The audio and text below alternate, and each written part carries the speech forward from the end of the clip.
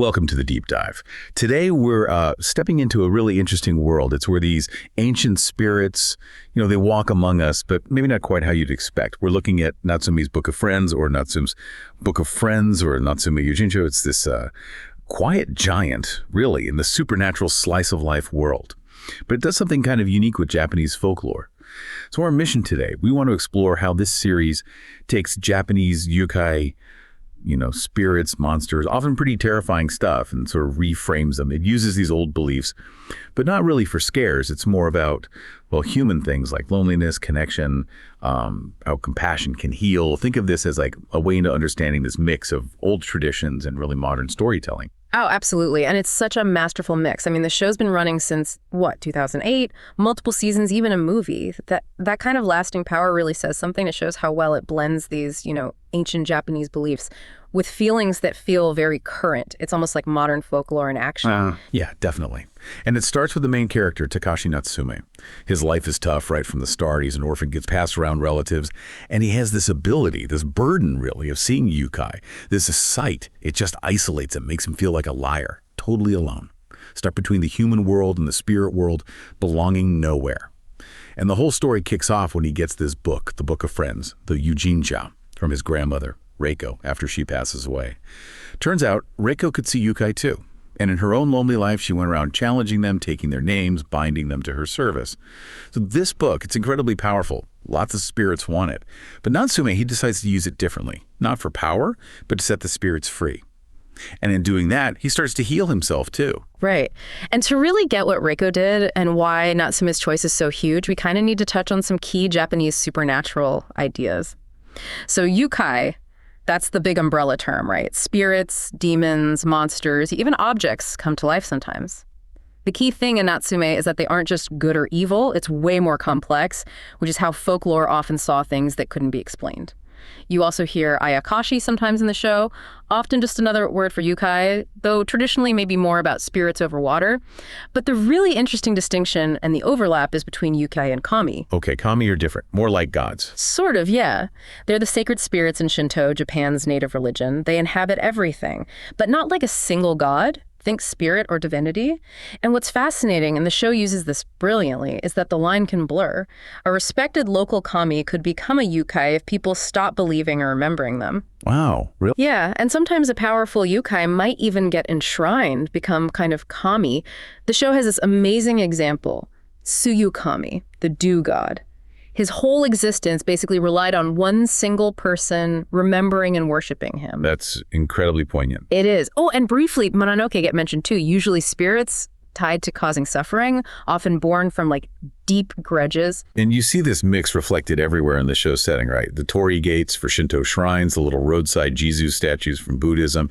It really paints this picture of a world where spirits and humans are just part of the same landscape. But with so many different kinds of spirits, how does the show organize it all? Is there like a pecking order? Yeah, it definitely sets up its own internal logic, which helps navigate that huge world of folklore. You've got your high-ranking yōkai or daikai, these are the really old powerful ones, immense power, command respect. Think Madara in his true wolf form, or Misuzu. Then there's a big group of middle-class yōkai. A lot of the recurring characters fit here, like those goofy, one-eyed and ox-faced guys who follow Natsume around. Moderate power, often bring some humor, explain things. Right, the chupyu. Exactly. And then you have the low-level yōkai, weaker spirits, often connected to a specific place or object. They're more fragile, more fleeting. And who can actually see them connects to this hierarchy, doesn't it? Because most people just walk right past them. That's right. Perception is key. It's shown as a spectrum, Natsume. He's got this incredibly strong spiritual power, probably inherited from Reiko. He sees yōkai crystal clear, can even punch them. His sight is often better than actual trained exorcists. Then you have someone like Kaname Tonuma. His dad's a priest, but his own ability is limited. He might see shadows or just feel a presence. It often leaves him totally drained. And Toki. Tsurutoki has zero natural ability. She can only see yōkai if they enter a special magic circle she draws, using techniques passed down in her family. It's a really neat way to show different levels of connection, or lack thereof. The look of the show, too. It adds so much. That watercolor style, the soft colors, the lighting. It's bright, but kind of sad sometimes. Absolutely. It creates this timeless, almost wistful feeling, perfect for that in-between space Natsume lives in. And the character designs, humans are pretty simple, but the yōkai designs are just wild and fantastic. And those masks you see on some of the stronger yōkai. Yeah, like no masks. Exactly. It adds mystery, sure, but also that layer of cultural tradition. Really effective. Okay, let's circle back to the Yuujinchou, the Book of Friends itself, because it really is the heart of the series. So Reiko's deal was she'd challenge a yōkai, beat them, make them write down their name. That bound them to her. And having the book meant you could call on any of those spirits, make them do what you want.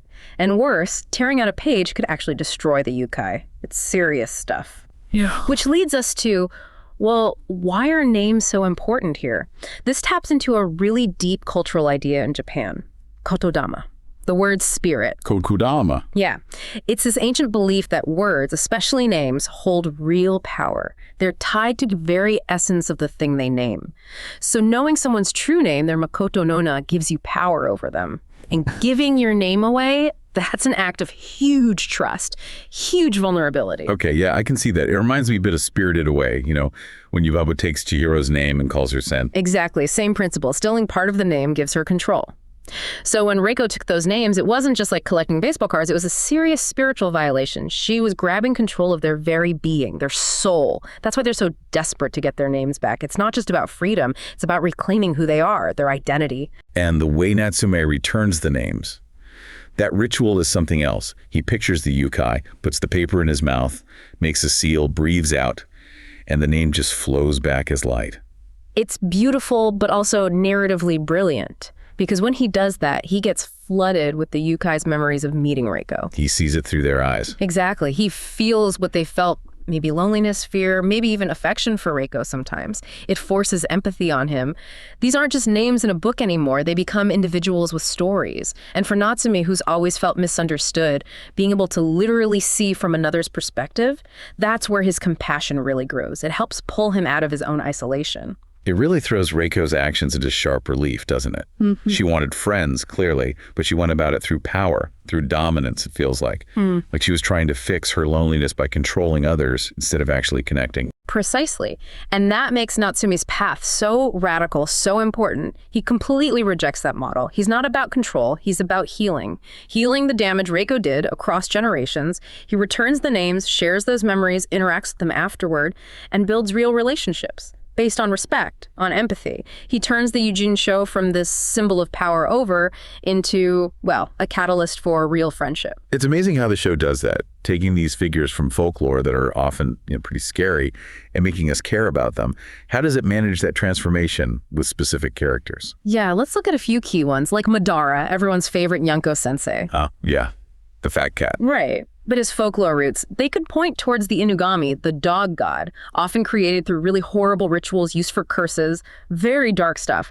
But in the anime, Madara's this super powerful Daikai who was sealed accidentally in a lucky cat statue, a Maneki Neko. No gruesome backstory. So he just looks like a cat. Exactly. He takes this funny, fat cat form, acts all cynical, demands sick. But he's fiercely protective of Natsume. They build this incredible bond. His true form, that giant white wolf beast, is still powerful, but the show focuses on the loyalty, the friendship. It totally sidesteps the horrific origins. Okay, then there's Misuzu. Big, imposing guy, horse head, shadowy body. It looks intimidating. For sure. He evokes figures like Mizu, the horse-headed demon general from Buddhist hell, or the Ushioni, an ox-headed sea monster known for being brutal.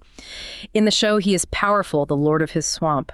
He starts off kind of antagonistic, but once Natsume returns his name, Suzu develops this deep respect for him, becomes this really dignified, loyal ally. So they keep the power, but change the motivation. Exactly. He's powerful, but not inherently evil. His loyalty is earned by Natsume being kind, basically. He becomes almost like this noble figure. And one more, Hinoe. She's fascinating. She draws on folklore about Kijo demonesses, often women turned into monsters by intense emotions like jealousy or grief. And maybe Hinoenma, a kind of femme fatale yōkai. Okay, so potentially negative stereotypes there. Right, but the anime flips it. Hino is powerful, uses curses, has a sharp tongue, claims to hate men. But her intense emotions are channeled into this fierce devotion, first to Reiko, and then kind of complicatedly to Natsume because he looks like her. So she protects him. Fiercely, almost like a mother figure sometimes in her own rough way. The show takes these potentially misogynistic roots and makes her this complex, strong, deeply loyal female ally. Her intensity becomes a source of protective strength, not destruction. So it's a clear pattern then. They take the power, the striking visuals from Folklore, but deliberately dial back the pure malevolence. They give them understandable motivations, relationships. It makes Natsume's whole approach, choosing kindness, feel really powerful because it works even on these beings. And beyond just adapting folklore figures, these yōkai start to mean something more in the story. They function metaphorically, reflecting Natsume's own feelings. You mean their loneliness mirrors his? Exactly. Most yōkai are unseen, unheard, forgotten by the human world. They live in this state of inherent isolation. And that perfectly mirrors Natsume's experience, right? His sight made him an outcast. He lives between worlds. So there's this immediate shared understanding of what it feels like to be utterly alone. That's the bridge for empathy. That makes a lot of sense. And you can even push that metaphor a bit further. Think about yōkai as representing anyone who feels marginalized, othered. That feeling of being strange, of having to hide a core part of yourself, finding comfort only with others who share that hidden aspect. It resonates with a lot of real-world experiences. Like finding your community. Precisely. So as Natsume helps these yōkai accepts them, it's also part of him learning to accept himself, to value the very thing that made him different. There's also that running theme about time, isn't there? The difference between how long yōkai live and how short human lives are. Oh, absolutely. It adds this layer of bittersweetness to everything. Every friendship Natsume makes with a yōkai has this built-in sadness, knowing he'll age and die, and they'll likely go on for centuries. It really taps into that Japanese aesthetic concept, mono no aware. Mono no aware, the beauty of fleeting things. Yeah, a kind of gentle sadness about transience. The yōkai often become these lonely witnesses to human lives passing by. It makes the connections they do form, especially with Natsume, feel incredibly precious, precisely because they're temporary for one side. Which brings us back to compassion. It really feels like the core message, doesn't it? Natsume starts out terrified of yōkai, resentful even. But his whole arc is about moving towards wanting to help them, driven by empathy. Yes, and it stands in such stark contrast to the world of the exorcists in the show, like Matoba Seiji. Right. They see yōkai as tools or threats to be eliminated, all about force and control. But Natsume, even though he has tremendous spiritual power himself, rarely relies on brute force. His real strength. It's the network of allies he builds. Powerful beings like Madara, Misuzu, they choose to protect him. Why? Because of his kindness, his respect. That loyalty earned through empathy is shown to be way stronger, way more reliable than loyalty forced through fear or control. And through all these interactions, he ends up building something he never had growing up. A real family. A found family, yeah. You have the Fujiwaras, his human guardians who are just so kind and patient, his school friends who start to understand parts of his secret, and then, crucially, all these yōkai. They fill that deep loneliness he carried for so long. They offer this unconditional acceptance he never got anywhere else. There's also that subtle commentary on modern life, maybe, how belief in local spirits is fading. Definitely. The show touches on that directly. A spirit's power, even its existence, is often tied to human memory and belief. When people forget or stop caring, the spirits weaken, fade away. Like Tsuyukami, the dew god, nearly disappearing when his last worshiper died. It mirrors what's happened in the real world, with local traditions getting lost. It does. And in that context, Natsume takes on this almost priestly role, but unintentionally. What do you mean? Well, he becomes this keeper of memories. He seeks out these forgotten spirits, learns their stories, acknowledges their existence. By forming these bonds, he's keeping their world alive in a way, a personal, relational kind of spiritual preservation. Wow, when you put it all together like that, Natsume's Book of Friends is just, well, it's really something special. It's like a modern folktale. It takes this rich heritage of Japanese spirits, but uses it to talk about very human, very contemporary feelings, softening the monsters, finding the sadness in things ending, using spirits to understand ourselves better. It really does. And that whole mechanism with Kododama in the book, it brilliantly shifts the focus. What could have been a story about power, about commanding spirits, becomes a story about letting go, about empathy. Every time Natsume returns a name, it's an act of healing. For the yōkai, obviously, but also for him. He learns to see the other, the monster, as someone potentially just as lonely as he was. They become these stand-ins for anyone or anything that gets forgotten, marginalized. So in the end, the show seems to be saying The real magic isn't about spells or controlling spirits. It's simpler, maybe harder. It's reaching out to someone else who's lonely, learning their name, their story, and, well, calling them a friend. And maybe taking that a step further, it makes you think, doesn't it?